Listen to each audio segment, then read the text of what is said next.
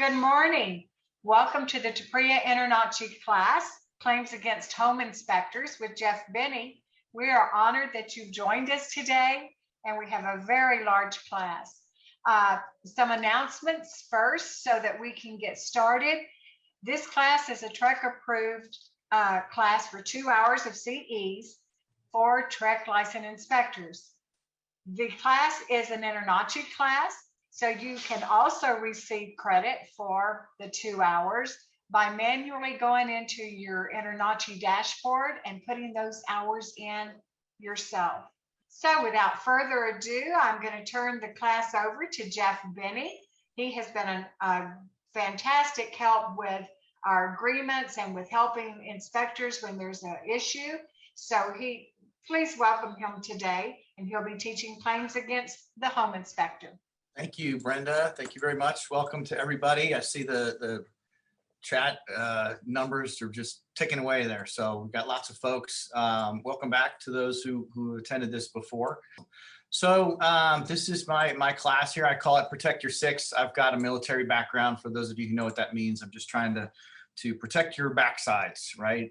My job is to, when it comes to representing home inspectors, is just to help them, to defend them in what are largely meritless lawsuits. We'll talk about that a little bit. A little bit about myself first before we get started. I've been practicing law for 3 years. Prior to that, I was an FBI agent here in Houston, Texas for 8 years. Having fun playing cops and robbers, chasing down bank robbers and stuff. And prior to that, I was in the military, as I said. Graduated from West Point back in 1991. So really kind of made a career out of helping folks that have been treated unfairly. And that is really why I enjoy representing home inspectors, because like I said, 95 times out of 100, the lawsuits are without merit. And as we'll see in this class, that doesn't really matter. You can do a great job and still end up getting sued. So as Brenda said, hold your questions to the end. Feel free to put them in the chat box, and Paul and Brenda can read those to me at the end, and we can go through them. I really don't know how long this is going to take. Sometimes I go on tangents and tell war stories, so I'm guessing it'll probably take a total of about hour and 15 to get through the presentation, and then we'll have questions. At the end of towards the end of the presentation, I'm going to be talking about showing you sample agreements, and I'm going to take a break right before we get into that, just to give everybody 5 minutes to freshen up so we can finish up strong. So Brenda or Paul, just remind me if I just keep on trucking, we need to take a little bit of a break. This is the second class that I've had for InterNACHI on this topic. After the first one, we had such a positive response, especially from my offer to give everybody a draft inspection agreement, as well as my offer to review any agreement that you have for free. My email contact information is on the screen now. If you have an agreement that you want me to review, email it to me. I'll do it for free. And I'll do it, you'll see, I'll respond pretty quickly, likely within 24 hours, and give you ideas, things that are not correct, things you need to add. And I will also be happy to email a copy of my draft agreement to everybody. And my draft agreement is a living, breathing animal. I'm always making changes to it as I go through cases or as I learn of other things. So in my opinion, it's the most up-to-date agreement that there is. There may be other ones out there, but I really like this one. I also started from that last group an email list. Everybody that wanted to and that I corresponded with, I added to an email group. And I promised to do a couple things with that email group. I'm going to add folks. If you want to be added to it, let me know. I promised to email you with any suggested changes to that draft agreement. Like I said, it's constantly changing. I promise to keep you up to speed on any significant legal issues in the area of home inspection, litigation. Number 3, I promise not to just bombard you guys with any, I'm not trying to sell you anything or send you spam. So you're not gonna get a ton of stuff from me, but when you do, it'll mean something. For those of you that attended last time, this class instruction is going to be very similar, I think, to the last one. But like I said, things change, and I'm definitely adding things, some important clauses to the agreement. So Paul and Brenda, I think I don't know if you can, but if you want to replace the last InterNACHI YouTube video that we did with this one, that would probably be a good idea. So last time I did this, I mistakenly assumed all the inspectors online were from Texas. I learned during that it was not the case, and I know now that there are many of you that are not in Texas. So for those of you that aren't, I would just say to you, if you do nothing else, listen to these points and use my agreement as a basis. Chances are your law in whatever state you're in is either the same or very similar, or perhaps less constringent as Texas law. So if you do nothing else, just use my stuff. If you want to take it a step further, take my agreement, find somebody that does home inspector defense in your area, and have them tweak it or make some suggestions that are pertinent to your state. So, okay. So here's what we're going to talk about today.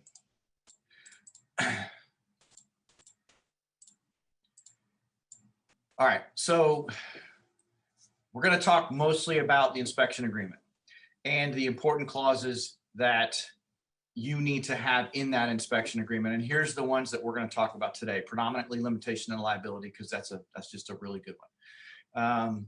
We're also going to talk about briefly, whether or not you guys should incorporate. Probably the vast majority of you guys are out there as a individual or maybe a DBA. There's some reasons why you should incorporate. We're going to talk about the consent to settle provision in your insurance agreement. Many of you probably have that and don't even know it. Talk about what that means. Really some basics on report writing. I know you guys get a lot of that from your classes, and I don't want to harp on it too much. And then we'll finish up with some do's and don'ts. Again, really some general stuff, and then we'll end with some questions. So, home inspector lawsuit. Here's what normally happens when a home inspector is involved. There's a misconception that you're only going to get sued if you do a bad report, and I'm here to tell you that is not the case. You can do every single thing right and still find yourself sued, and it's frustrating.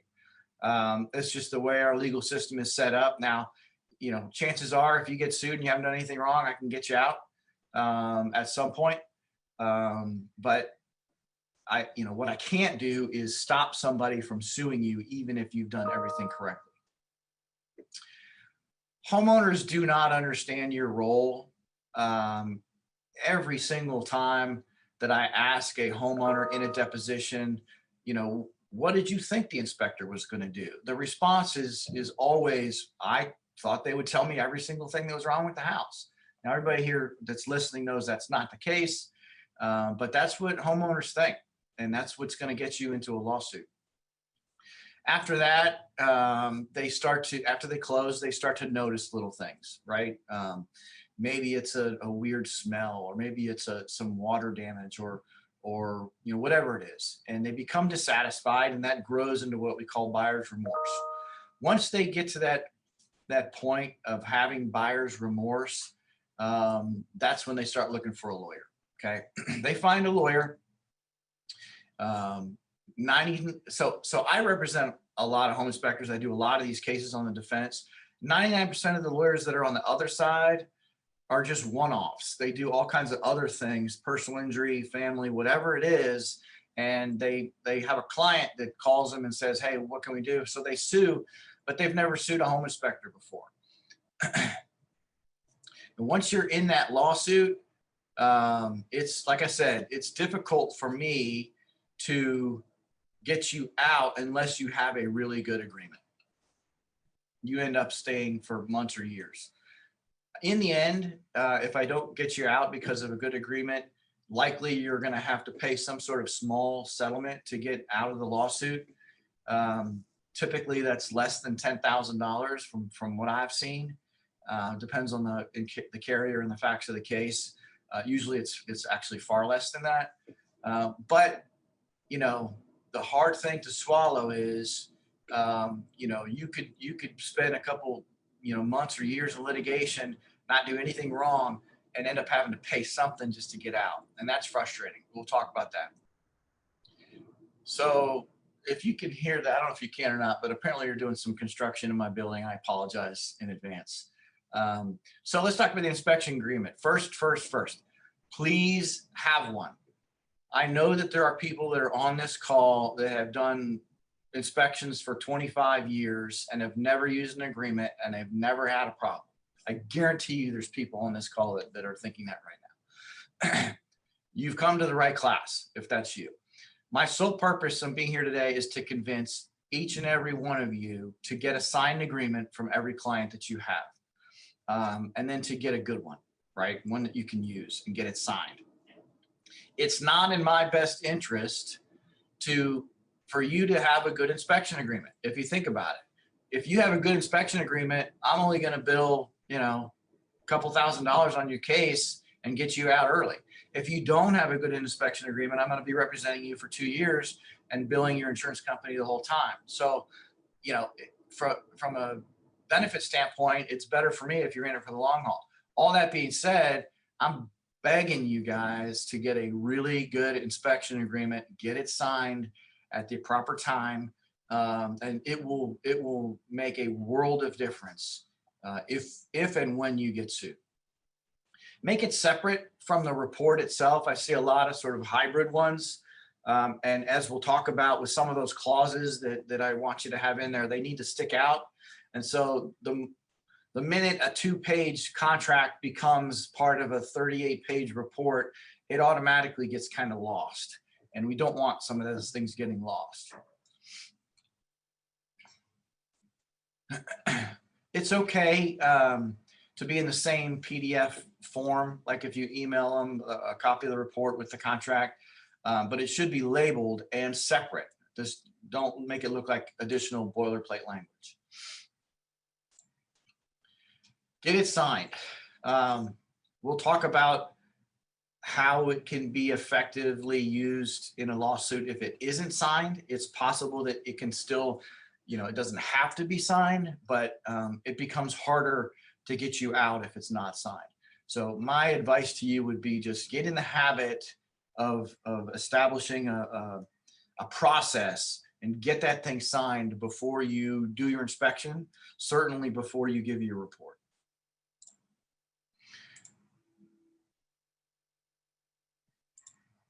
Okay. Get it signed by someone with authority. We're going to talk about that as well.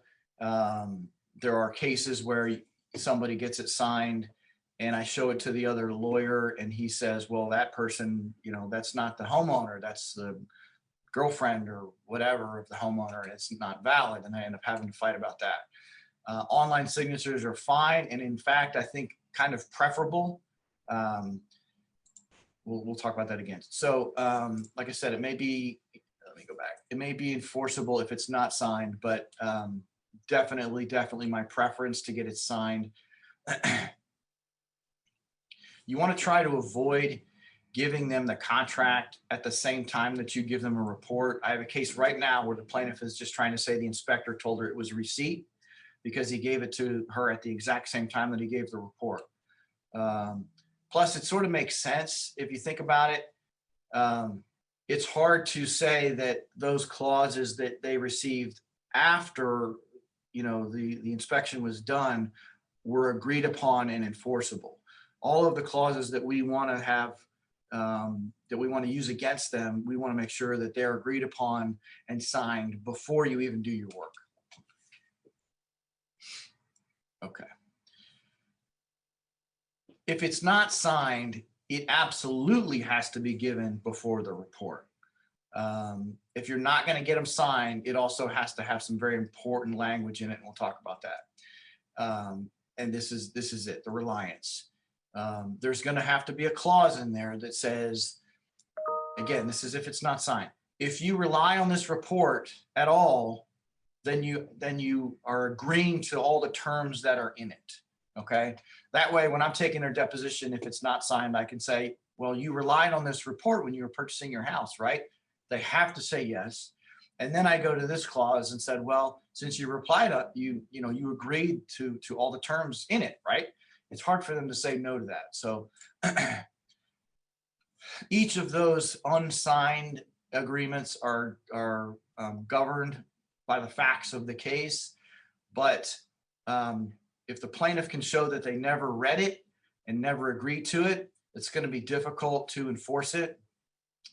Bottom line is there's wiggle room for the plaintiffs. I try to, the less wiggle room I can give them, the easier it is for me to get you out of the case. Okay, let's talk about these important clauses. All right. You're allowed to limit your liability for a lawsuit in a contract. Okay, this is the first and probably the most important provision of all the ones we're going to talk about today. It's called limitation of liability. What this means is even if you did something wrong and you caused them a bunch of damage, you can have a clause in there that says, no matter what, the maximum amount that you can get against me is $100 or $500 or the amount of the inspection fee, whatever it is. That's enforceable. You're allowed to limit, you and the other person that agreed to the contract are allowed to limit your liability. And home inspectors are not the only people that are allowed to do this. And the reason is because if you can't limit your liability, you're earning a very small fee, but exposing yourself to tons of damages. So the public policy is, look, we can't put these folks out of business. It's okay for them to limit their liability. Same thing with people that do like fire alarm installation, right? They're probably getting paid $500 to install smoke detectors, and they limit their liability because if the house burns down, the people are going to sue them and they're going to be sued for hundreds of thousands of dollars. Well, it's just not fair to hold them responsible each and every time. So that's the public policy as to why you're allowed to limit your liability. It has to be conspicuous. What does that mean? It's got to stick out. If it doesn't stick out, it's not enforceable. I don't care how good the language that you have in the contract is. If it doesn't stick out on the contract, it's not going to be enforceable.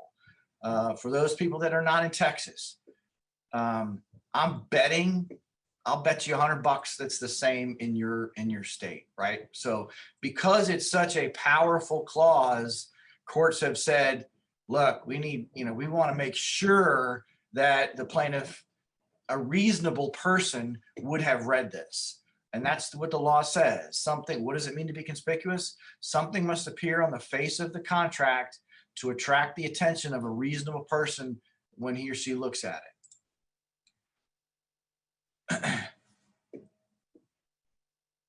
So anything that's, contrasting type, bold is great, underline is great, all caps is great, in color, if you set it apart, somehow from the rest of the language, different font works, change the size, that works too.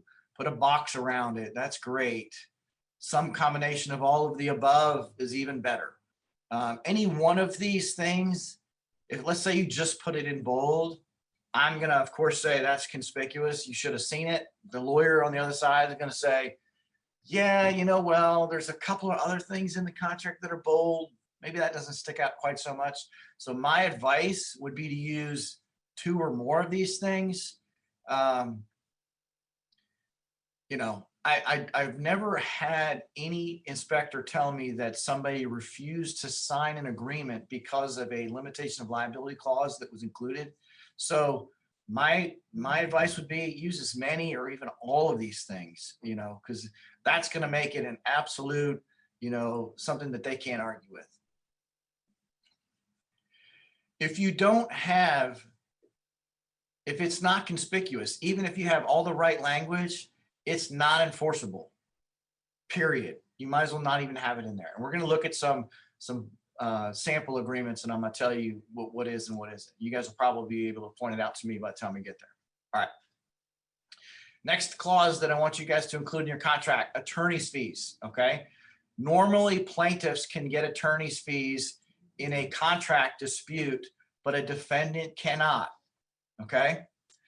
That means the plaintiff has no skin in the game. Why would they not bring a lawsuit against you? If they lose, the worst that happens is they don't have to pay any money, okay? This clause changes the game, okay? You're allowed to put in the contract that the prevailing party wins and gets attorney's fees, okay? That means that if the plaintiff files suit against you and loses, not only do they lose the case, they could end up paying your attorney's fees. This is big, okay? The ability to recover attorney's fees is a huge detriment to suing you. It's a huge obstacle for the plaintiffs to overcome. Like I said, it's one thing to bring a lawsuit when the worst case scenario is that you just don't win any money. It's a whole different ball game when I explain to that plaintiff in a deposition and his lawyer, if his lawyer doesn't know this, worst case scenario, not just you lose, but you're going to pay my attorney's fees. It changes mediation. It changes settlement negotiations. It's great.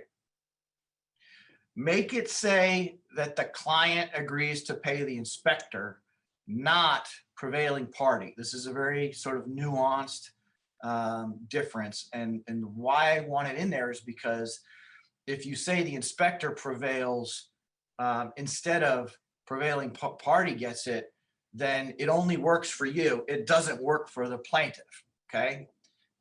If it says prevailing party and the plaintiff wins, that gives him a right to recover attorney's fees from you in a case where he might not otherwise be allowed to do that. Not all cases plaintiffs can recover attorney's fees. So you want to make sure it benefits you, not the other side. And believe it or not, you're allowed to do that. All right, notice clauses. What's a notice clause? Clauses that require the client to give you a heads up within a certain amount of time after they discover a perceived defect, okay?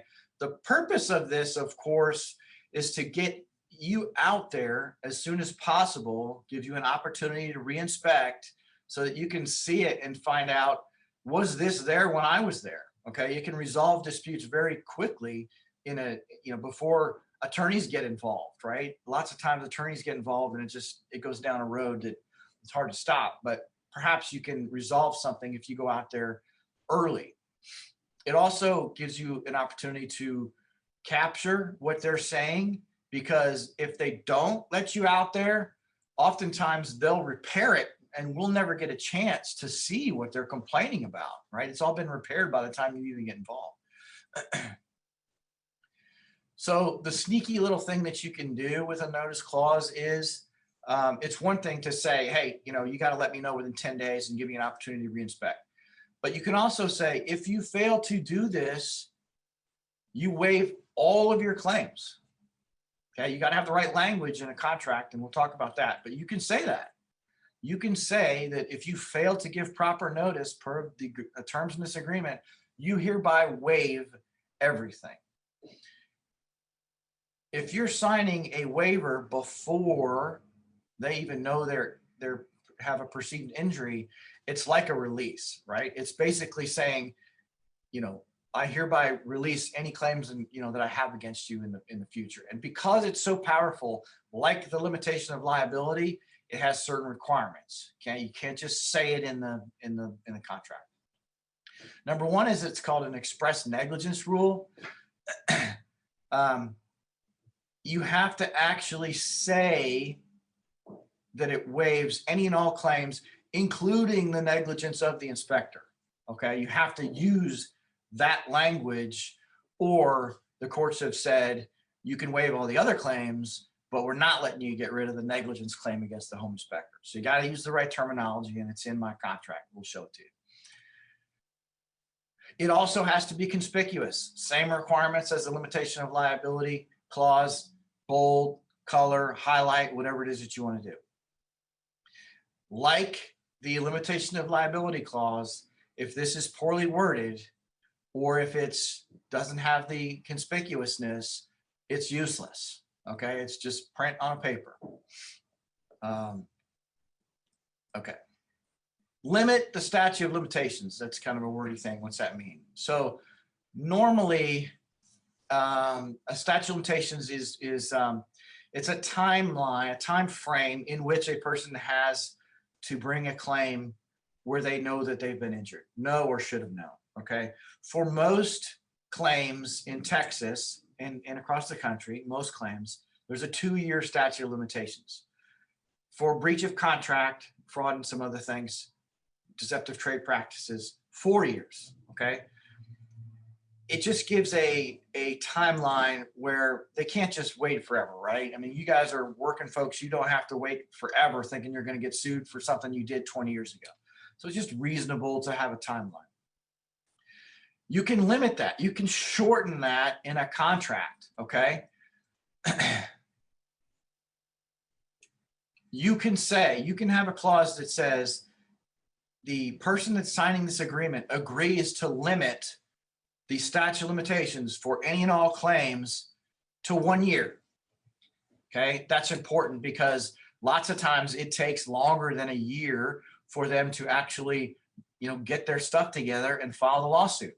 And how nice would that be for them to come at you 18 months down the road and you show them this agreement and they've waived every 2-year statute of limitation claim. It does not, in Texas, you cannot limit breach of contract claims to less than 2 years. So the way it's got to read is, person who signs this agreement agrees to limit all of their claims to 1 year, except breach of contract, which is limited to 2 years. Okay, that's important. Another important clause to have is the arbitration/mediation, some sort of alternative dispute resolution. Arbitration is an alternative to regular court. This is just kind of an aside. I'm going to tell you what the difference is between the two. A lot of people think they're the same thing. They're not. And arbitration is a lot like regular lawsuit court. Except you have an arbitrator, a single person who's not a judge. Usually it's a lawyer or a retired judge. It's informal. It's usually less expensive than regular traditional litigation, but it's binding. If you agree to use arbitration, you go through the whole dispute, whatever that arbitrator says is binding. Mediation is something that you can have whether you're in arbitration or regular court, and it's just an informal get-together, sit down, attempt to settle. That's all that is. And you can go to mediation with an independent third party who's trying to get the two sides to agree, and the two sides don't agree. It's not binding. They just agree to go their separate ways and go back to the lawsuit. Okay. But it's kind of a nice thing to have, at least if you want to enforce it. Okay. I'll tell you this, plaintiffs are never going to want to enforce arbitration or mediation. So this is something at your disposal if you want to use it. Just because it's in there does not mean that you have to use it. Typically, I don't like to use it unless there are a ton of other parties in the lawsuit, or if the lawsuit, you would find yourself in a specific venue, like a really plaintiff-friendly venue, like down in the valley. If you're a home inspector down in the valley, you don't want to be a defendant down there. If you can use an arbitration agreement to pull it out of that venue and put it in some other place, I would recommend you enforcing that, having it in your agreement and enforcing it. Like I said, you don't have to enforce it if you don't want to, but sometimes it can be helpful. Unlike all of the other clauses that we're going to talk about today, arbitration clauses don't have to have, it doesn't need specific language. It doesn't have to stick out. Judges love these things. Why is that? Because it gets rid of a case on their docket, right? If they can get rid of a case and have it go somewhere else for somebody else to deal with, they're going to enforce it. And that's how it's used. In fact, there are cases where you go like halfway through the lawsuit and one of the parties decides, you know what, I don't like this judge. I don't like this venue. I want to get out of here. We're going to move to enforce the arbitration clause. And the other side's like, wait a second, we've been litigating for a year. You can't do that. And the judge says, oh, yes, you can. Go somewhere else. So it's very easily enforceable in the case. All right, this is it's not a new clause. It's new to my agreement. It's new to this class. Indemnity. What does indemnity mean?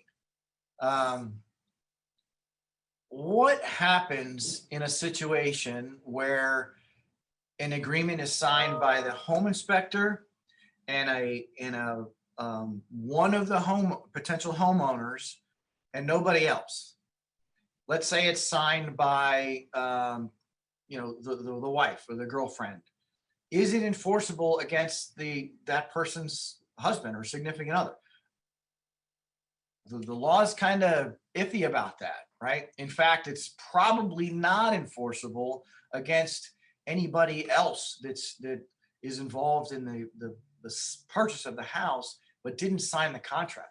That's a big deal, right? How many times are you doing agreements or inspections for folks that have, multiple people moving in? I've got a case right now that involves an explosion, and it's a really good agreement, and the husband signed it, girlfriend didn't sign it, and the daughter of the couple didn't sign it. So it's difficult. It's hard, if not impossible, for me to waive my wife's rights or my kids' rights. Okay, that's the thinking behind this. So how do you handle it? What we do is we get the signing party to agree to indemnify us. Okay. To indemnify means to compensate another party for losses that party. This gets a little legal and a little technical. We're going to walk through this. In other words, you get that client that signs your agreement to pay for your attorney's fees and damages, if there are any, if anyone else sues the inspector. Okay, how great is that, right? It doesn't sound like something that even should be allowed or legal, but it is. Homeowner, wife, husband. Let's go through an example. Okay, so let's say inspector and the client, who in this case is going to be the wife, signs a very well drafted inspection agreement, including a limitation of liability clause. Okay, they get in a dispute. The wife sues the inspector. The inspector or his lawyer immediately turns around and says, hey, FYI, I don't think I did anything wrong, but even if I did, here's my $300 due to the limitation of liability agreement that your wife signed. Thank you for your time. I'm out of the lawsuit. Okay. Plaintiff lawyer comes in and he does his best Lee Corso impression and says, not so fast. He amends his lawsuit, drops all of the claims brought by the wife, and instead adds all the claims brought from a non-signing husband. Okay. So how do we get out of this? Without an indemnity clause, we might be stuck. With an indemnity clause, what I would do is send a letter to the wife and say, now mind you, she doesn't have any claims in the lawsuit. I'll say, look, here's the contract. You have an indemnity agreement. What this means is you owe me, inspector, for all of the attorney's fees that I'm going to incur and any of the damages that your husband might get in the lawsuit. Okay. In effect, what's happening is the husband's just suing the wife. Okay. You're just kind of the go-between, but the wife is going to end up paying. These are absolutely enforceable. Okay. However, they are also, because they're so powerful, they're also required to be conspicuous, just like the waiver clause, just like the limitation of liability clause. Okay. So like I said, for those of you that were in the class last time, we did not talk about indemnity agreements. All right. This has been added to it, and I've sent it out to everybody that was on that email distribution. It's now in the current version of my draft agreement, and anybody that wants it will have this. How are we doing on time? Okay, we've been going for about 40 minutes. All right, last, I think it might be the last. So the reliance clause, we talked a little bit about this. This is only really important if and when the agreement is not signed, okay? This is an example of what it might look like. After I have this in the agreement, I get the person who says, wait, that's not enforceable against me because I didn't sign it. I get them to admit that they relied on the report, which they, like I said, they have to admit this. And then I get them to admit that then it's now enforceable. Okay. Do not use this as an alternative to signing. Okay. This does not make it a slam dunk and as effective as somebody signing it. It's just not. Okay. So do not, for those of you who don't like having somebody, you know, sign an agreement, you think it kind of creates a little bit of friction. This is not a, you know, sort of get out of jail free card and telling you not to get it signed. Please get it signed. All right. So Paul and Brenda, we've been going for about 40 minutes, I think. Well, let me go through a couple agreements first and then we'll break because it's we still got a little bit of time. All right, here's my first agreement. Let me go through. There's actually like 7 or 8 of them here. All right, here's the first one. I've redacted the name of the inspection company and all these. I hope I have. I don't expect you to see this. I'm going to blow up the parts that I do want you to look at. This is page 2. Okay, so this is just a short 3-page agreement. For some reason on page 2, they've got the signature at the bottom, and page 3, they add some additional stuff, which is a little bit odd. I don't like that, but you know, it is what it is. Everybody's got their own thing. All right, going back to page 1, I've blown up the clause I want you to look at. Okay, first, let's look at this clause. The client agrees to notify the inspector in writing of any complaints or items in question within 14 days of discovery. All right, what do we got? This is a waiver clause, right? By the way, all the blocking and underlining I've done myself. That was not in the original agreement. Okay, so that's first and foremost. This waiver clause does not meet the conspicuous requirements. So without even looking at it any further, it's not enforceable. Okay. Does it say anything about, let's see, where is the actual waiver? Claimant's failure to permit the inspector to reinspect the item issue shall mean the client has waived any claims for breach of this agreement at any time beyond 1 year after the date of the agreement. Okay. Does it mention negligence specifically? It does not. Okay. So you have not waived any negligence claims. Have you effectively, this is sort of a hodgepodge of a waiver and a statute of limitations limiting clause in one. But does it effectively waive breach of contract claims? No, it does not. Doesn't say anything about breach of contract being 2 years. So far we've got really 3 things in here, none of which are effective.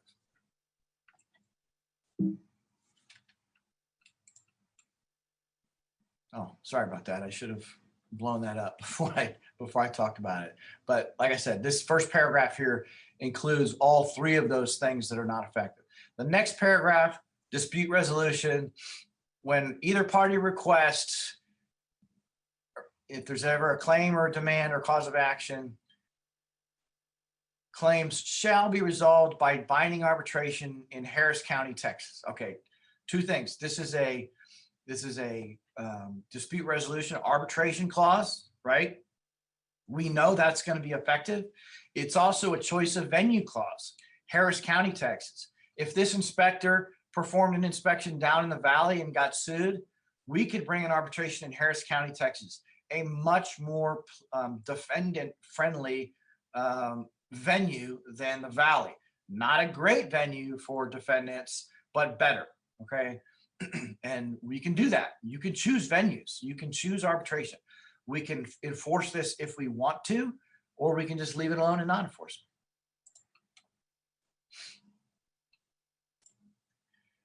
the page 3 of this first agreement on the bottom, I'll blow it up here. The inspector's liability here under shall be limited and fixed in an equal amount to 3 times the inspection of the fee paid. What is this?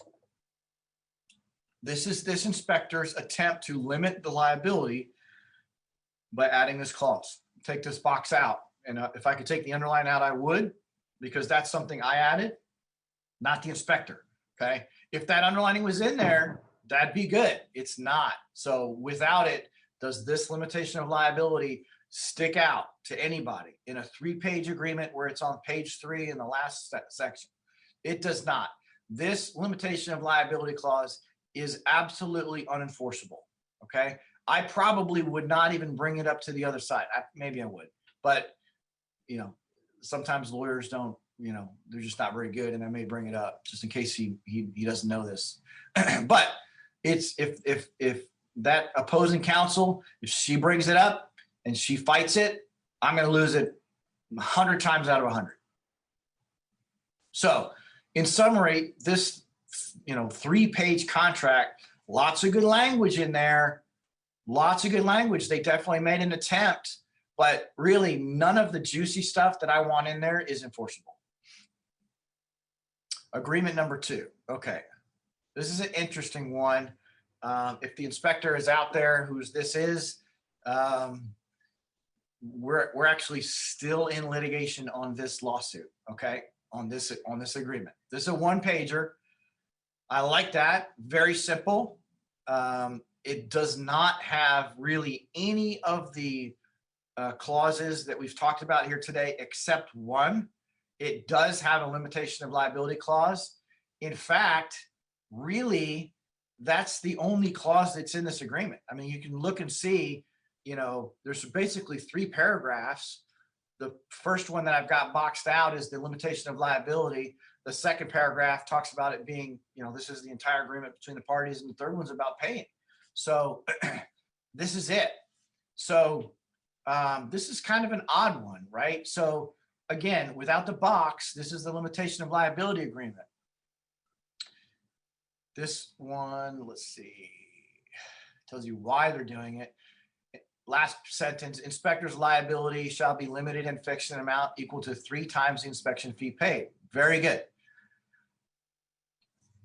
So without it, without that box, does this stick out? Normally, I would say absolutely not. Okay. However, there is case law in Texas that says, look, you know, we get that whole conspicuous thing. It's got to stick out, but some contracts are just so short and so easily readable. Look, any reasonable person who even put their eyeballs on this would see it. There's a case that says exactly that. So this issue is pending as we speak. I'm waiting for the judge to rule on this. If he doesn't rule my way, we'll appeal it.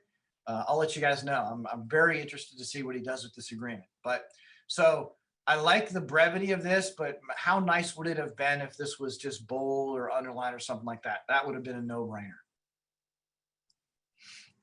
All right. Let's go for agreement number 3. All right. This is a 2-page agreement. This is page 1. As you can see, very busy, lots of stuff going on. Disregard the red box at the bottom. That's mine. This is page 2. Okay. Again, all the red boxes are mine. You can see from page 1 and page 2, the headers are all in caps and they're all in bold. That's a good thing, but not really a good thing that they're all like that, right? So let's look at each one of them. Here's the limitation of liability clause. The language is fine. Is it conspicuous? Okay, like I said, the heading is in bold, the heading is in all caps, but that's it. And you know, it's no different than any of these other paragraphs. You know, likely not enforceable, pretty sure, right? It's like that new commercial they got out. It's pretty sure, I'm pretty sure that that's a what you're wearing is a parachute. It's better to be definitely sure than pretty sure. If it's solidly enforceable, what I do is I tell the other side, you're done, and they agree usually. If it's a maybe, I tell the lawyer that he's done and he disagrees, and we end up having a fight about it for a long time. Even like I said, maybe even an appeal. So that's the difference between maybe and definite in the legal terms.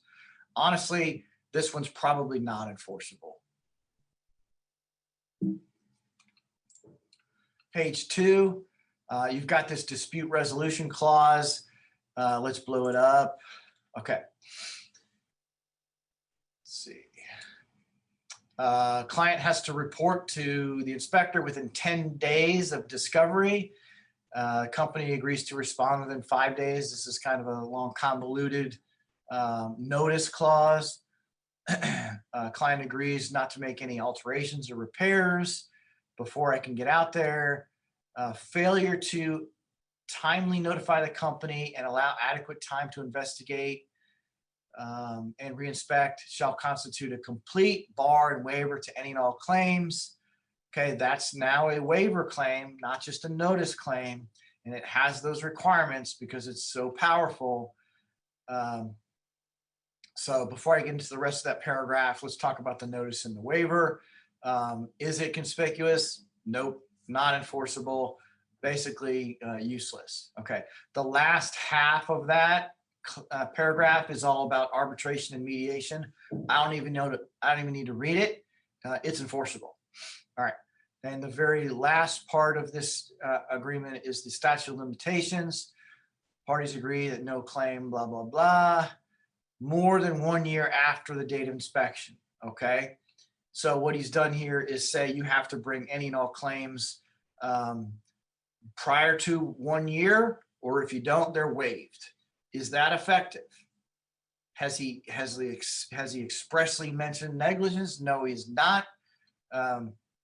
Has he expressly mentioned that breach of contract or 2 years? No, they have not.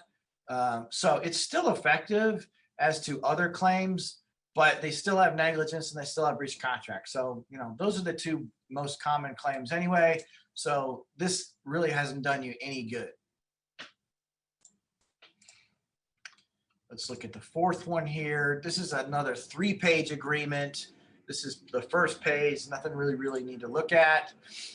This is page 2. You can see the clause in the middle of the agreement. We're going to talk a little bit more. It jumps out at you. That beige color is not mine. That's actually something that was added to the agreement. And then page 3, we'll talk about a couple of those clauses on the top. Going back to page 2. All right. This is the limitation of liability clause that this inspector put in like a beige background, unlike anything else in the agreement. I love it. It's also, let's see, go backwards. It's also, that box around it is not mine. Okay, that's his, that's good. It's also in bold. The part that really, you know, needs to be is in bold. Client's exclusive remedy against this inspector is limited to a maximum recovery of damages equal to the amount of the inspection fee. That's in bold, okay? It's also a different font. You can sort of see that it's in italics, okay? That helps. This one is absolutely, whoops, let me go back. This one is absolutely enforceable, okay? I say absolutely. There's a couple knucklehead judges out there that just will deny every summary judgment. So if that happens, we'll appeal it and we'll win all day long. But this one's enforceable. This is great. This is a great limitation of liability clause. Moving on to page 3. At the top of it is the, well, actually, this is page 2, still the dispute resolution clause. Let's look at that one. All right. Within 10 business days. Okay, good. That's a notice. Inspector agrees to respond promptly. Okay. Within 15 days, client further agrees. No alterations or repairs. That's good. Client, okay, this is in bold. Client understands and agrees that any failure to timely notify inspector and allow time to investigate, blah, blah, blah, shall constitute a complete waiver of any and all claims, period. Okay. Is it conspicuous? Yeah, I think it is. It's kind of hidden in a dispute resolution paragraph, but it's in bold. I like that. Could be set off in a waiver claim, a waiver clause. It'll be a little bit better, but it's bold. I think I like that. Does it include anything about the negligence of the inspector? Has he effectively waived negligence claims? Nothing about negligence. Not going to be able to waive that claim. So if in effect, it's sort of useless. Okay, then briefly talking about the mediation. Okay, we know that's enforceable. Next paragraph talking about the arbitration. I don't need to read it. We know that's enforceable. Okay.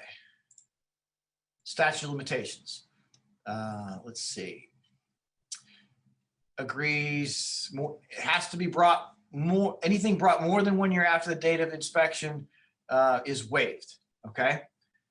Does he mention negligence? No, he does not. Does he mention breach of contract being 2 years? No, he does not. So again, they can bring negligence. They can bring breach of contracts. This clause is basically useless to me. Okay, here we go. Agreement number 5. We got 2 or 3 or 4 other ones. Here we go. This is a 3-pager.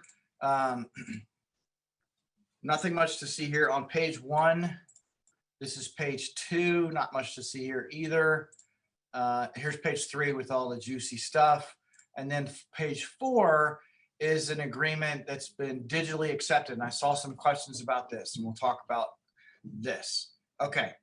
While it's on my mind, I personally believe there are those of you who are out there that have some kind of system on your computer that allows all of this to take place over the internet and digitally. Okay. And, you know, as soon as they schedule an inspection, I don't know the exact, course, but let's say they schedule an inspection online, they immediately get a copy of your contract sent to them. I don't know if they review it or not, doesn't really matter. They have the opportunity to review it, and they can't move forward. Actually, I think it's probably before you even get to schedule an inspection. You can't even schedule an inspection unless you digitally sign this this contract. Okay. For those of you, my email is going to come back up at the end. Anybody that's using a system like this that they like, I want to know what it is, because I've been talking about this for years and I don't even know what the system's called, but I really, really like this. It's great. It takes a lot of the thinking out of the process. It takes the awkwardness out of the process, right? You don't have to sit there and say, hey, before I get started here, I'd like you to sign this. Take your time, read it. That's kind of awkward, right? That's the thing we're trying to avoid. But this takes it out of it, right? Everything's done digitally. You're not staring at them. Everybody's just going to sign it to move forward. They're just so happy about their home that they want to get it inspected. Boom, it's signed. It's absolutely as effective as any other signature. So just wanted to hit that while we're talking about it. It's great. All right. Let's look at the limitation of liability clause. Again, the red box is mine. So the only thing that you have here is all caps. Okay, so going backwards, if you're looking at the whole thing there, does that stick out to you? Sort of, right? You've given me something to work with. Okay, without looking at the language there, I'm sure it says last sentence there, client agrees to liability being limited to the amount of inspection fee paid. Great language, no problem, but I'm going to be in for a fight. All right, I'm telling you that right now. I sure wish that there was more to it. Dispute resolution. Again, we've got a hybrid notice, waiver, dispute resolution clause, 3 clauses sandwiched into one. Okay. Client agrees to notify the inspector in writing within 10 days of the date of the client discovers the basis, blah, blah, blah. Client agrees to allow reinspection. That's good. Client won't disturb or repair. That's great. Client further agrees that the inspector can either conduct reinspection himself. Okay, so this one is a notice. There is no waiver clause, okay? It's just basically saying you got to let me do it. There's no teeth to it. If you don't let him do it, Where's the penalty for not letting them do that, right? So, you know, is that enforceable? I mean, what can I say? There's nothing I can make him do if he didn't do those things. I can give him a hard time about it in his deposition. You didn't give us time to inspect, did you? You didn't give us an opportunity to look at it before you did the repairs, did you? But in the end, it doesn't really matter. Last sentence there is the dispute resolution, binding arbitration. We know that's enforceable. And here's your attorney's fees provision. The inspector and the client agree that the event any dispute or controversy arises as a result of the agreement, blah, blah, blah. The prevailing party in that dispute shall be entitled to recover all reasonable and necessary attorney's fees. Okay, I like they have it in there. Does not need to be conspicuous. That's going to be enforceable. However, this is the one I want to switch, right? Instead of prevailing party, I want it to say client, in the event that the client is not successful, client agrees to pay inspector's attorney's fees, okay? The way this is written right now, that client can use this clause against you. Okay, number 6. It's another one pager, okay? I like the fact that it's easy, it's simple, it's on one page. Other than that, it's really busy, okay? And only a couple of things on here kind of jump out at you, and none of them are what I need it to be, okay? Now, like I said, there's that one case in Texas that says, hey, it's one page. You know, I think the person, any reasonable person who's presented with this should see it. I'm not sure that applies to this one, okay? I like that other one we talked about. It was only one paragraph. This one is a little bit, just too much going on here. For a judge to say a reasonable person would notice a limitation of liability clause. Well, let's look at it, okay? Here's the limitation of liability clause, okay? I've popped it out, okay? It's paragraph number 6. Looking at that just from afar, does paragraph 6 stick out to you? Nope. Hold on a second. Actually, it's not paragraph 6. It's,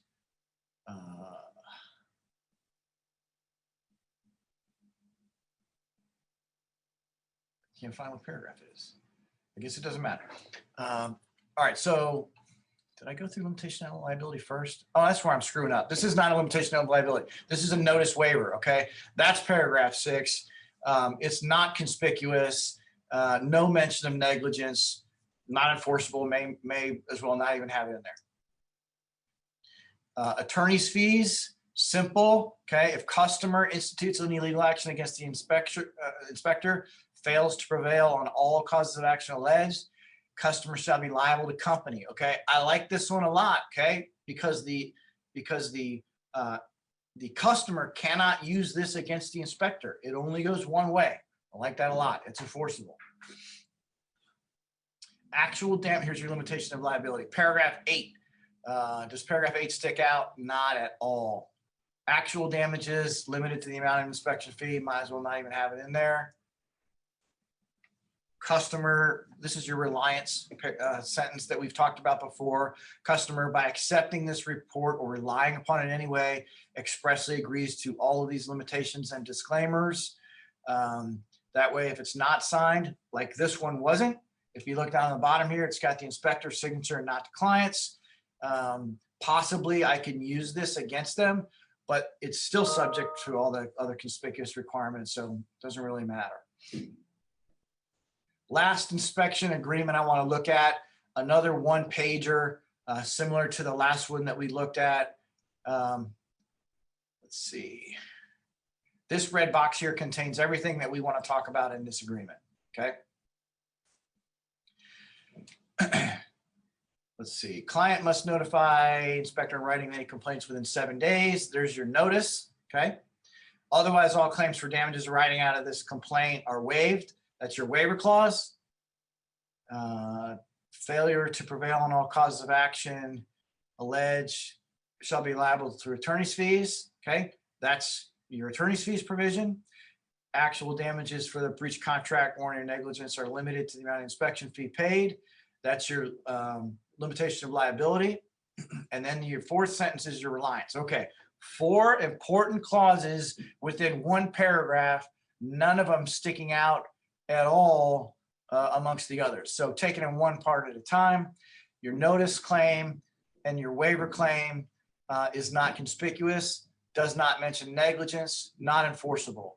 Attorney's fees clause in there, that's good. I like that. I wish it said that the client plays the inspector and not prevailing party, but I'll take it.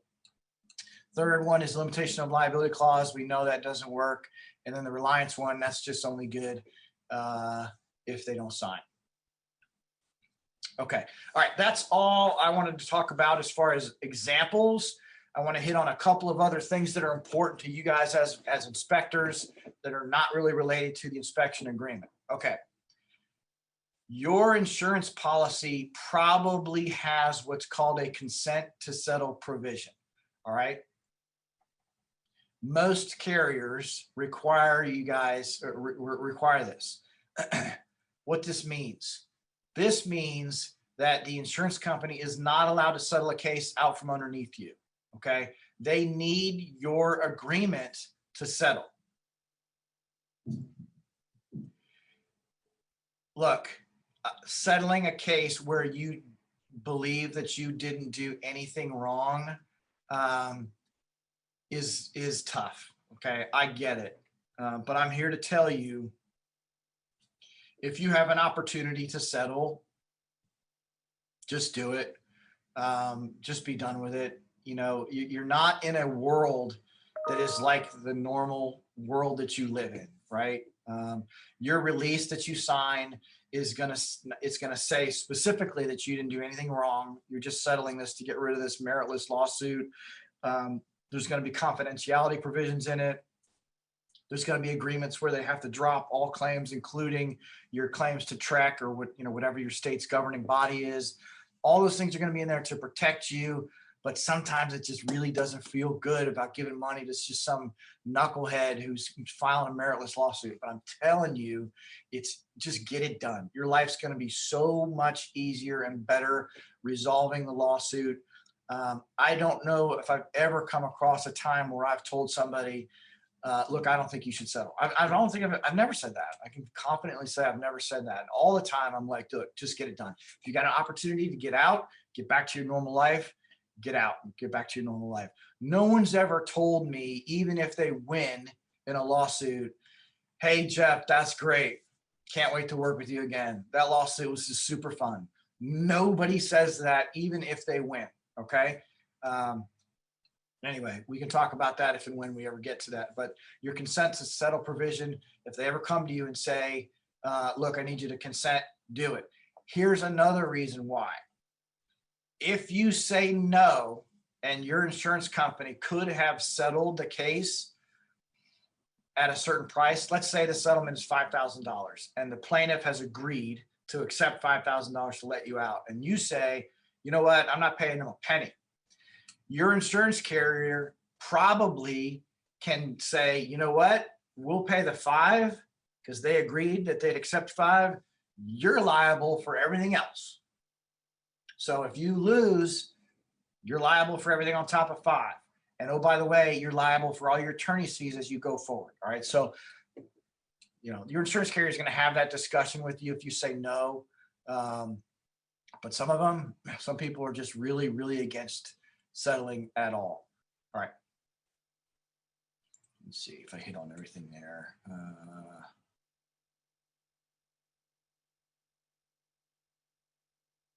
Yeah, I think I had anything. Oh, so the only caveat I would say to this is I don't know.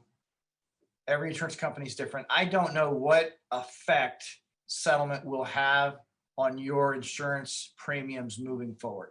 That's a conversation you need to have with your insurance agent if and when it comes down to settling. I still think you probably would, I would recommend settling. All right. To incorporate or not to incorporate.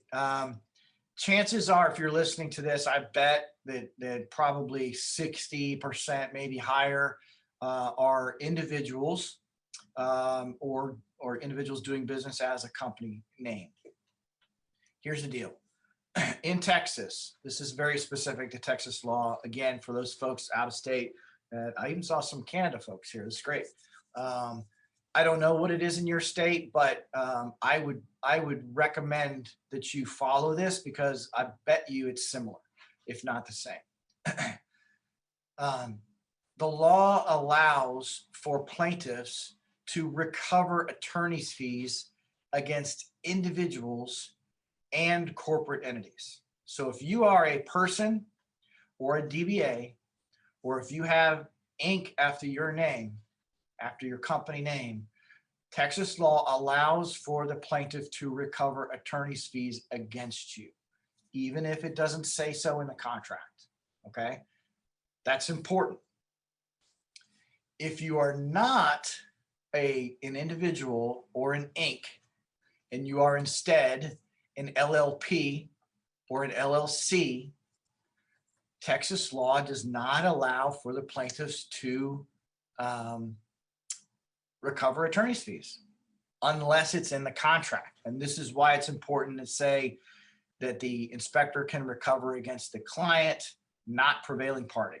All right.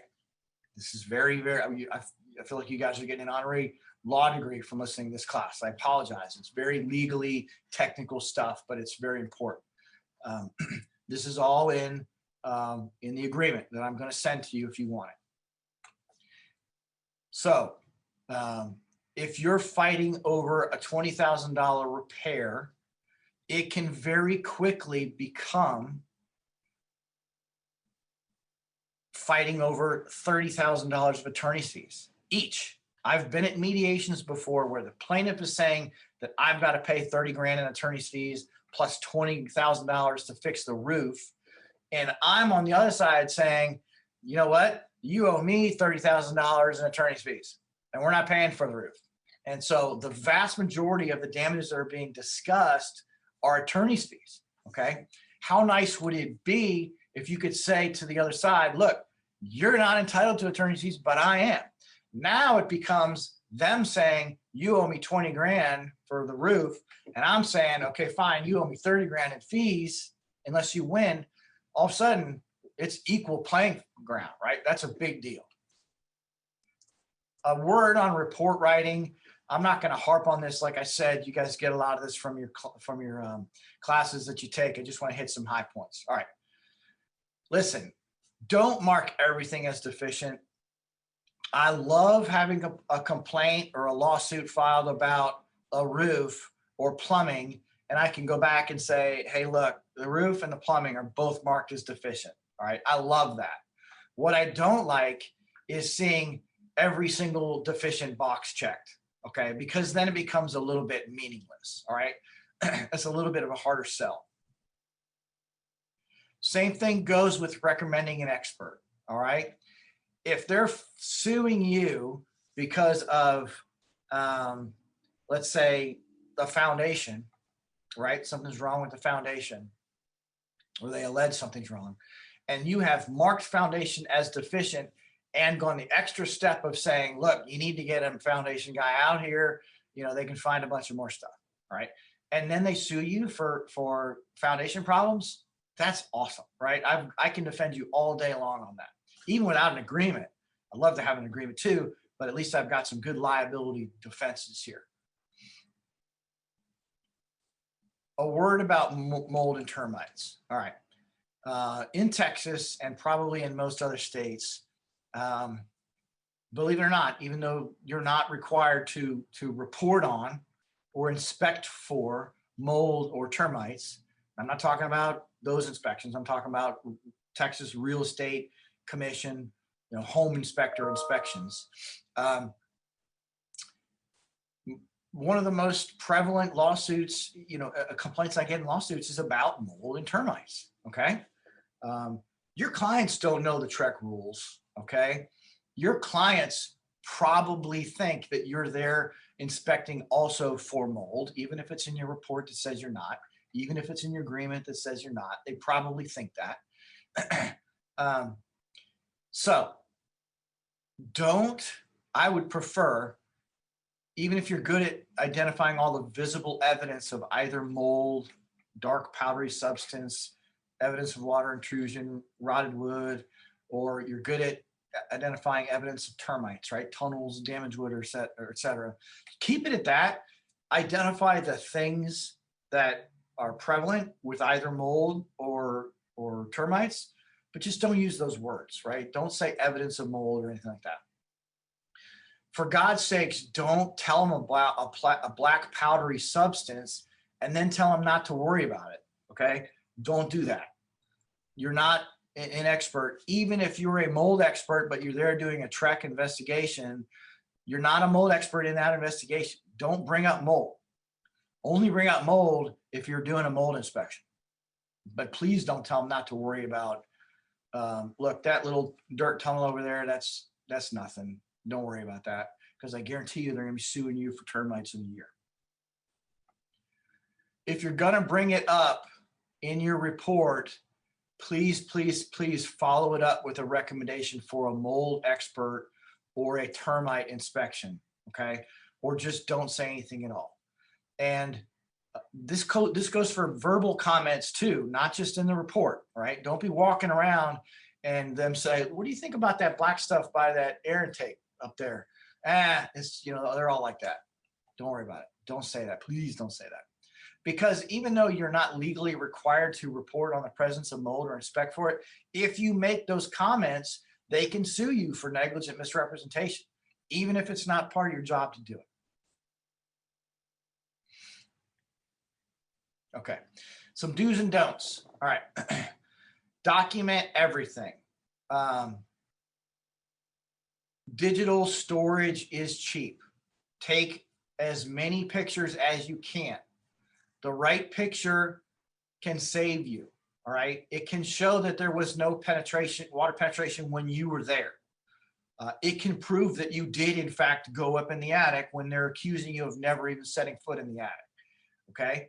You don't have to use them all in your report, but take as many pictures. You can't take too many pictures, bottom line. Once you take pictures and you document stuff, maintain it. Keep it. Like I said, digital storage is cheap nowadays with the iClouds and whatever, whether even if it's on a disk or a thumb drive, whatever. I guess I'm dating myself calling them disks. Maintain everything. I have cases where people had signed agreements, but they can't find them. Okay. Keep a hard folder, keep a digital file, do something, but keep it. Please don't make the comment, you'd be shocked how many times I hear this, that you would buy the house if the client doesn't. Just don't say that. It's not good. Juries will, if they can prove this is true, and it's going to be your word against theirs, but juries, if they hear you say that, they're going to think you're giving it a blessing, okay? They're not going to listen to anything else. Don't tell the client not to worry about the things in the report, just focus on the things we talked about. Okay, that's bad. When it goes south, when what hits the fan, you're going to want to rely on everything in that report, not just the comments that you made. Also, because chances are you've done 200 inspections since that one they're suing you about, and you don't even remember what you talked about. And that happens all the time. Like I said, don't tell the client not to worry about the black stuff, and it's just dirt. Be consistent, okay? Don't have conflicting clauses in the agreement. The last two bullets sort of go together. Lots of you out there are using word processors and you're using boilerplate or you're reusing reports, okay? Make sure you take all the old stuff out. If you start talking about problems with the upstairs bathroom and there is no upstairs, you're going to immediately lose credibility in your deposition that you actually did a good job. Okay, so even if you did a fantastic job, if you have language in there that's conflicting or just doesn't apply, you're going to pay for that in the end. I just added this slide real quick. I don't have much juice to it, but so TREC complaints. Let's say they don't sue you, they just file a complaint. And for those of you out of state, they file a complaint with whatever your governing body is. I can help with that to a certain degree. If you want me to, take the time to review the whole thing and file a response, we can talk about how to pay for that. But sometimes, most of the time, truck complaints come at the same time as a lawsuit, and I'll handle that for you, and your insurance carrier will pay me. But if it's just a complaint and it's not a lawsuit, I'm not hired by the insurance company. You and I can work something out. If you just have some questions and you want to talk about it, please call me. Be happy to help. And like I said, if it gets too lengthy or something, I'll just tell you. I'll tell you when we get to the point where I'm going to have to charge you for it. But most of the time, I'll be happy to answer questions for you. And when I was going through my emails during the break, I noticed a lot of you already sending me stuff, which is great. I'll get back to all of you. So that concludes the presentation part of the discussion here. Let's start going through some questions. Okay, let me go back here. Let me find the Q&As here for us. All right, it says, how would that work in the case of a divorce, the agreement? Those clauses are not specific to this, right? So in a divorce, I guess what you mean is if you have a prenuptial agreement, if you have some sort of contract, all those things apply. All right. I say that limitation of liability is probably not going to apply to a divorce situation. Another question, why can't we just promise to refund the inspection fee?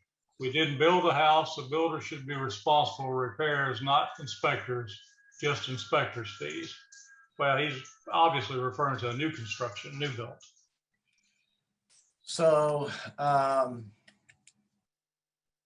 because like I said, you can do a great inspection and get sued, right? I mean, they can, any person who you do an inspection for can sue you, regardless of what the issue is that they said you missed. But bottom line is they're hiring you to find stuff, right? You're being hired to find things per the TREC guidelines. They think they're hiring you to find everything. Whatever it is that's wrong or allegedly wrong, they can sue you for it. Can you say, I can give the money back? Yeah, instead of saying, that's really what the limitation of liability is, right? Instead of saying, you owe thousands of dollars, you're saying, I'll give you back the inspection fee. But, it's not without that in the contract, you can't just say, here's your money back, let's pretend no harm, no foul. Okay, the fact is, since you did that inspection, they've looked at the report, they've gone to closing, they've discussed it with the realtor, they've discussed it with the other side, and then they've moved forward relying on the report. So it's not just by offering to give it back, it's not going to get you out unless you mean that's in the contract. Okay, one question about that. Let's go on to it just a little further, Jeff, if you will. Let's say that someone says, okay, I'll take my inspection fee and drop any complaints against you. Don't we need to have something that the client sign as a release of liability at that state? Absolutely. If you're in that situation and that person is willing to release you, that's an immediate call to your lawyer.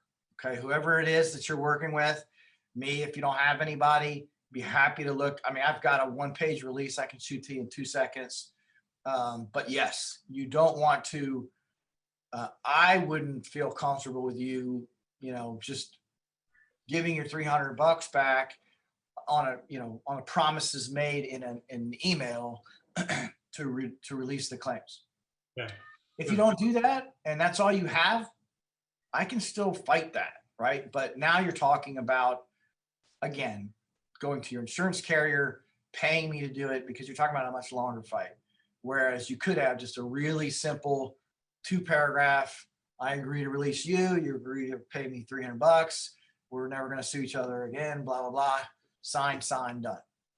Right, and that's sometimes that's a lot simpler than going through the courts or through legal issue with it, and a lot less expensive. No doubt. I got another question. So what's considered a breach of contract? Anything that you promised to do in a contract that you failed to do. That's the most easy way to define a breach. In the case of a home inspection, what that's going to mean is somewhere in that agreement, it's going to say this contract or this inspection is being performed by a licensed home inspector pursuant to the the guidelines set forth by TREC. Some kind of language like that, okay? Now, all of a sudden, you have all those TREC standards that you have to go by, right? If those TREC standards say that you're going to look at the plumbing and you don't look at the plumbing, that's a breach of contract, okay? So if there's let's say you do look at the plumbing, you do your job, and you do everything that's required under TREC, but they end up having a plumbing problem 6 months down the road, they can still sue you for breach of contract, but that's the fight's gonna be about. Did you meet your obligations under those TREC standards when it comes to plumbing? And that's my job and your job, working together to prove I did A, B, C, D, and E. I don't care what happened 6 months down the road. I did my job. There was no breach, but they're going to be arguing the other side. Correct. Always different viewpoints from whoever's going against you or whatever. All right. They asked, can I get a copy of the agreement? And yes, those agreements are online at the tapria.com or at the InterNACHI.com under the document pages. Any agreements that you use, though, we always recommend you hire your own attorney to review for your particular area and for any issues that's there, because I know we have people attending this class across the U.S. and Canada. So, make sure that whatever you have as an agreement that is applicable in your particular area. Yeah, I agree. So one thing on that, Paul and Brenda, like I said, I'm making changes to this thing and I'm sending it to you guys. I suppose you guys are updating it, or I don't know how that works, but I've got you guys on my email list. So I'm assuming that what's up there is the most current one, but I'll make changes and send those out to anybody that wants them. But like Paul said, especially if you're in another state or country, best case scenario, pay the $500, have an attorney review it. If they can say, hey, this doesn't really apply in Texas or whatever, that'd be great.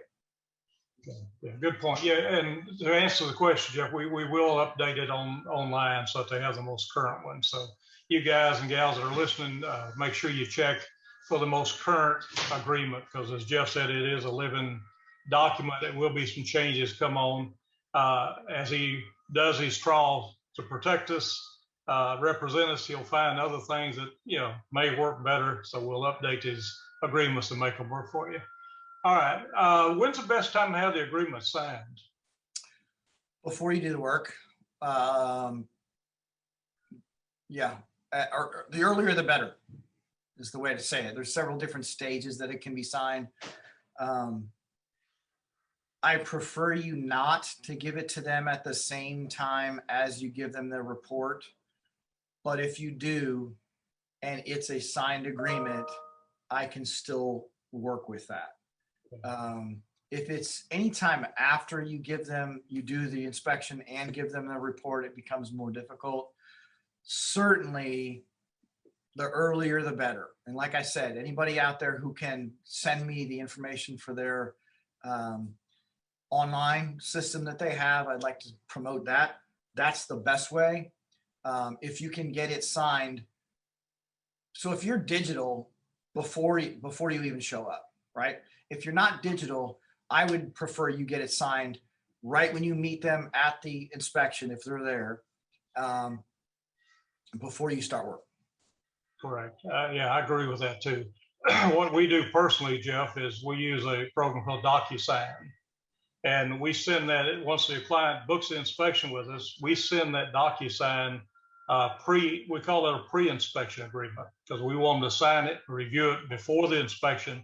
They also sign it, plus we have a place for them to put their credit cards. So we actually have them sign the agreement. We get paid before we ever do the inspection. I think that's fantastic. We knock off a few, but in the chats, and you'll see as you look at those chats, there's a lot of different inspection software that offers that program. Okay, InterNACHI offers that free as a program for members, that they can go in and upload their inspection agreement and send that and have it documented, and it's digital. So InterNACHI offers one for free for anyone that needs it. That's great. I highly, highly recommend that you take advantage of one of those programs, one of those services. That's the best way to make sure you get it signed. it's going to be signed early, like Paul said before, while everybody's still happy and everybody's in a good mood. And, you know, that's when they're going to sign it and ask the least amount of questions. That's correct. Yeah, I've actually over the years had attorney represent a client on a commercial job. He wouldn't sign the agreement till he got there. He brought it with him, and he said, "I'm going to scratch out this page, this section of the agreement, because what you're telling me is I can't sue you." I said, "You're right. You know, I don't want you to sue me." He said, "But I represent homeowners against inspectors all the time and business owners." I said, "Well, then you and I probably aren't the ones that need to work together." So he wouldn't sign it, and I didn't do the inspection. I told him, I said, "Find you somebody else." Oh, that is outstanding. I mean, I'm not going to tell these guys not to do home inspections for attorneys because I'll never be able to get a home inspection done. But if somebody acts like that, if your antenna are up and they're picking apart your contract, or they tell you don't want to sign, man, just go, just run as fast as you can in the other direction. It's not worth it. It's not worth it. I have a case right now where a home inspector had that conversation. This lady had a daughter that was a lawyer who said, "I'm not signing that agreement." He went on and did the inspection. Sure enough, she sued him. Well, yeah, that's kind of all raise a red flag right then, right there. Yep. The funny thing about the one I was talking about the attorney on this commercial job, he told me after I told him I wasn't going to do his inspection, he said, "Well," he said, "I'm going to tell you now," he said, "I like some of your clauses. I'm going to steal it and use it on my agreements myself." Well, that's a compliment. Yeah, it must have been a good, I took it as a compliment. You know, Yeah. I lost money, but hey, it was easier than being sued. You probably saved yourself a lot of angst right there. Probably so. Let's see. Question: what happens when you retire from the inspection industry as far as a liability? Doesn't have any effect on it at all. You're still liable for all your inspections that you did until the statute of limitations runs out. So I would say, and it's the time is either 2 years or 4 years from the date that they knew or should have known they had a claim. So it does not necessarily mean 2 years or 4 years from the date of your inspection. I would assume any reasonable complaint should pop up within 6 months of the inspection. After that, it gets sort of unreasonable that they didn't notice it. So if you're retired and you're thinking about retiring and you want to kind of set the clock as to when you can breathe easy, I would say probably 4 years from the date that you perform, 4 years and 6 months from the date you performed your last inspection. That seems like a long time. And quite frankly, the longer you go, the less likely it is. Certainly 2 years and 6 months, you can take a pretty significant sigh of relief, especially if you have a really good contract. But no, just because you're retired does not mean they can't sue you. Correct. Now, one thing on that, I will tell everyone, if you have your E&O insurance, you can get what's called tail coverage. That will provide some coverage after you retire for whatever period of time you want. So check with the insurance carrier for tail coverage. That's what it's called in our industry. Let's see. Says seem that anything can be called breach of contract. What's the limits on that? Yeah. They've got to be able to point to some verbiage in the agreement. They can't just,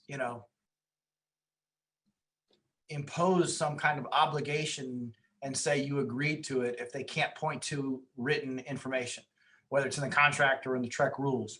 They got to go back and point to it. Now, oftentimes I'm trying to nail them down and find out where in the agreement are you saying you broke it, you breached it.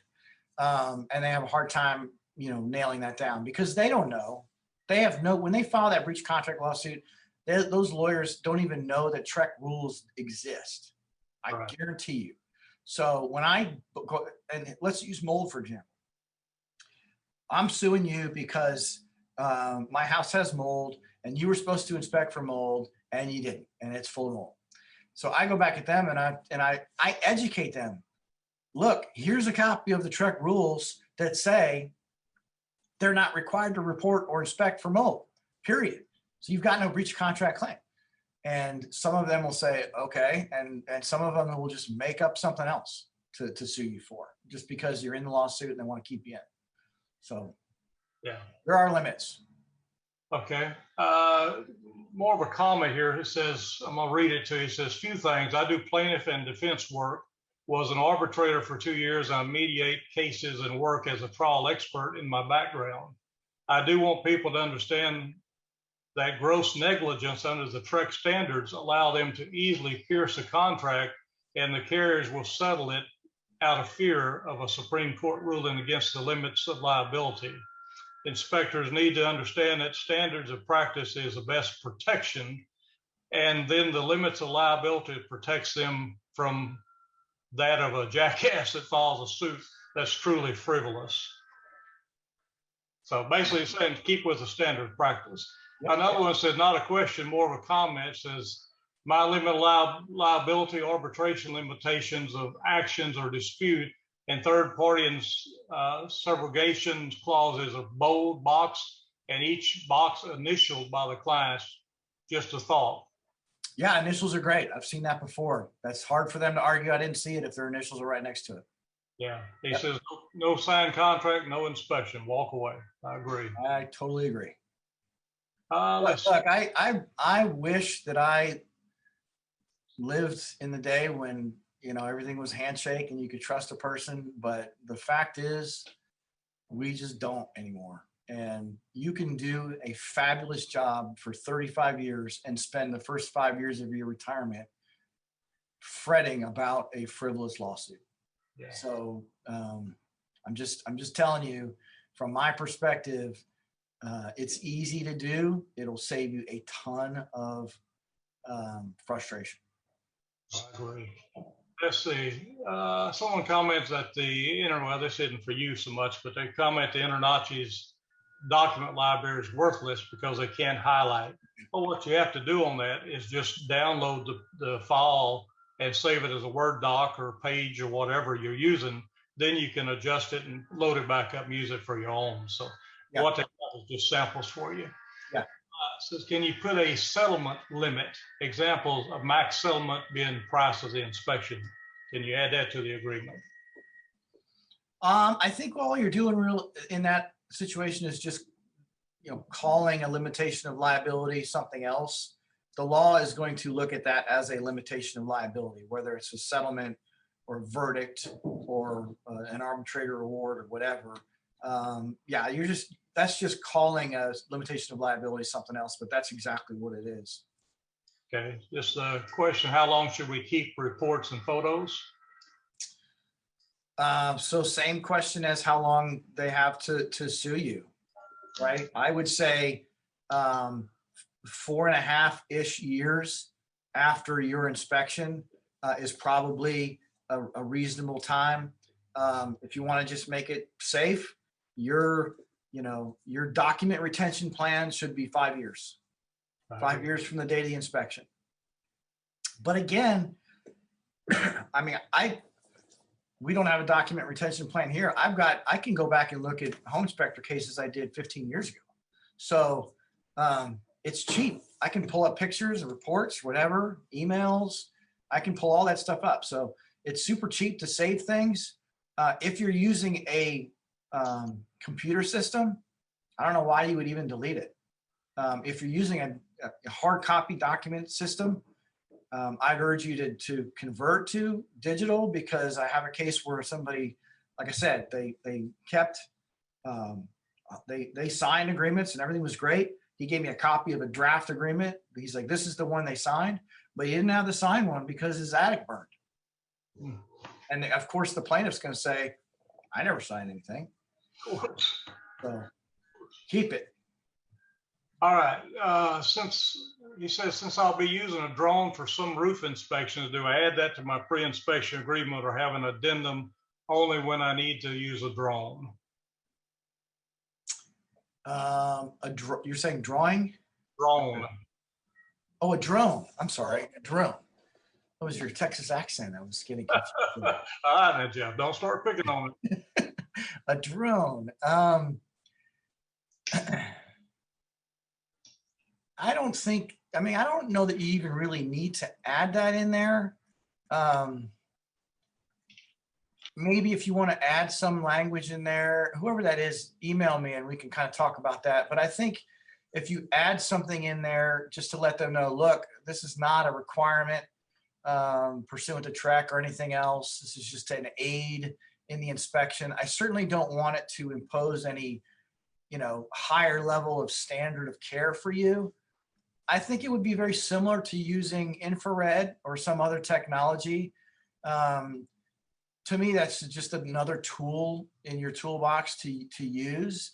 It shouldn't impose a higher, the inspector that uses infrared should not be held to a higher standard as somebody who's not. But I think something in the agreement that talks about that, hey, we're going to use this FYI. This doesn't impose a higher level of duty of care for us. We're still subject to the same TREC rules and guidelines. Something like that I probably would like to see. Other than that, I'd probably just have to think about how else that would affect you. But certainly if you use it and you've got photos in there, or if you see something, from a drone photo that you otherwise wouldn't have seen, obviously comment on that. But other than that, I think just a line or two in a contract that says, hey, look, I'm using these newfangled, pieces of equipment here, but it doesn't change my duties under TREC would be great. Yeah, I may have to differ with you on that one, because the Texas laws that govern inspectors and TREC goes into, if we use any specialized equipment such as infrared or drone or sewage camera, that you have to be qualified in that particular area to do it. So that kind of goes beyond the standard TREC inspection, Texas Real Estate Commission inspection, and it becomes more of a specialized deal. So I'm not sure how that would work in the agreement, but under the TREC's rules and regulations, that they do hold you to a higher standard. So that's a really good point. And I think where that would fall out is that would affect you in your TREC complaint. But the standard of care in a trial would be just pursuant to the TREC. Oh, maybe if it's TREC standards, if they say that, is that actually in the TREC standards, or is that somewhere else in TREC? The rules and regulations of TREC. Okay, well then yeah, I guess their interpretation, because I've had those discussions with the attorneys, their interpretation of that is you have to be qualified to do that, and that opens a broad range. Yeah. Where did you take training for that particular instance? So okay. Yeah, they really get on it on that one. That's a good point, Paul, and that's something I've never had before. I've had people using infrared before, never had any kind of dispute about a drone. So yeah, then if it does raise the level of standard of care for that particular inspector, then it is what it is. That's what it does. So yeah, actually gets into the federal aviation part of it too, where they have to be licensed to fly it commercially, which is what inspectors consider doing commercially. So that's exactly the point I was going to make. I am aware of that. If you're going to use it in a commercial environment, you are required to have some level of certification. Yeah. So, and the bad thing is that if you fly and the wind catches it, and you fly through somebody's window and breaks it, and you don't have that certification or license, then you just open up a big can of worms. Mm-hmm. So just a thought on that. Let's see what else we got. When an inspector arrives at an inspection and the utility is not on, any recommendations or cautions when departing from a specific system or component? Just to make sure that you document that, because obviously there's some things that you're not going to be able to do when you're there. And you're going to want to document in your report that was the case, right? If you don't document that and later on they find out that some lighting component or some water didn't work effectively, they're going to say it was on and you're going to say it wasn't, right? Even if you're probably not going to remember it. Like I said, that happens all the time. Rarely does a home inspector remember the details about an inspection they're being sued on, because it's just happened so far down the road. But I would just make sure to document it. Right. Yeah. When the gas is off, always take a picture of the meter showing it's off. Put that in your report. Or the water the same way. Let's see. Do you have any comments regarding an agreement for non-TREC inspections? In other words, a lot of these guys will do commercial properties, or they'll do builders inspections, new construction or code inspections. The only thing I would say is I don't remember if I've ever defended somebody in a situation like that, but for the bulk of what we talked about here today, your inspection agreement, all those things would apply. So, you're just, the difference in that scenario would be that you're being held to the standard of care of what a reasonable inspector under those same or similar circumstances would have done. Whereas in the Trek world, it's pretty, you know exactly what those standards are. Okay. So it's a little bit more general, but really kind of same thing. You're supposed to do what a reasonable inspector would have done. But as far as the contract goes, those things all apply, Trek or not. Okay. Somebody asked, would you share your contact information in the chat or on screen again before we end up? Several of them saying thank you and appreciate the class. Let's see what else. Let me go back. Someone put it in the chat, someone put it in the Q&A, so I'm looking at both of them here. I think that pretty well sums it up on it, Jeff. I think that's what we've got. Let me just say, I want to tell you how much we appreciate you doing this class. And it's been an awesome class. I appreciate you updating it, your willingness to look at the inspection agreements. That is quite a value for our members and people that are listening to this presentation. I would like to tell everyone, if you are a Texas licensed inspector, please put your name, Trek license number in the chat box for us so we can get it, and make sure you include your full name as Trek has it on your license and your inspector's license number so you can get credit for this class. And just put that in the chat box and we'll download it and get it for you.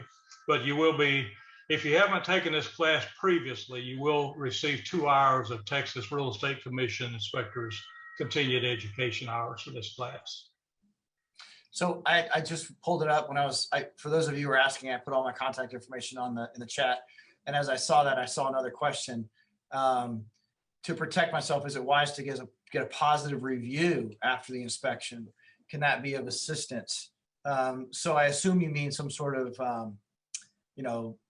social media sort of positive Yelp review or something like that. Absolutely. It's not going to be dispositive. Like, it's not, if they write, hey, inspector did a great job, it's not going to mean that I can get you out based on that. But I can certainly make some hay with that in a deposition. Look, you wrote this thing, 2 months after he did the inspection. You were certainly happy with him at that time, right? Yes. But they're just going to say, well, I didn't know about everything until somebody else looked at it or whatever. But yeah, no, it's certainly, if you're doing reviews, I would urge you to send it to everybody, right? And if they do a positive review, that's helpful. Not from a legal standpoint, but more from a factual standpoint. Okay, good. All right, and Jeff, you did say that if the people attending this class will send you their inspection agreement, that you'll review it for them? Yeah, absolutely. So last time I did this class, I was only working for one insurance carrier. And quite frankly, I thought it was the one that was handling most of the inspector cases in Texas, at least. Come to find out, there was a ton of them. And so since then, I've gotten hired by 2 additional ones, including the one that InterNACHI works with. So if you're going through insurance through InterNACHI, I would be the point person. If you get sued, I'd love to represent you. If you found somebody else that you like, by all means, and you're comfortable with, by all means, use them. If you don't have somebody, request that your insurance carrier use me. I'd love to do the work for you. I'm always trying to build this part of my practice. But in the meantime, I'd be happy to. I've been doing this for so long. I can look at a contract in 2 seconds and tell you what you need to. So it doesn't take that much of my time. Be happy to look at it.